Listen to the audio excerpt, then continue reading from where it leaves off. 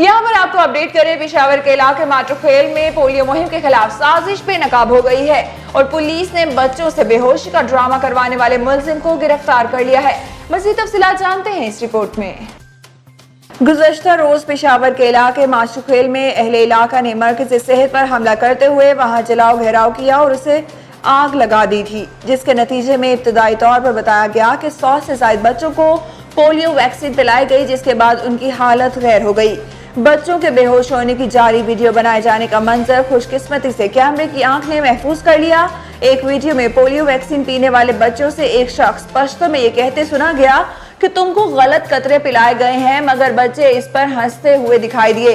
जिला इंतजामिया की इब्तदाई रिपोर्ट के मुताबिक दारुल कलम मॉडल स्कूल माट्रोखेल, हॉलमार्क स्कूल हसनगढ़ी और कदीम प्राइमरी स्कूल मीरा कचौड़ी में पोलियो के कतरे पीने के दौरान बच्चों में रिएक्शन की इतलात मिली और 767 बच्चे मुख्तलिफ अस्पतालों में लाए गए, ताहम उनकी हालत ठीक पाई गई।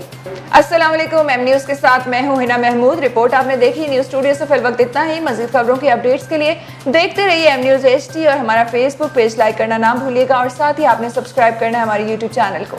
Thank you so much.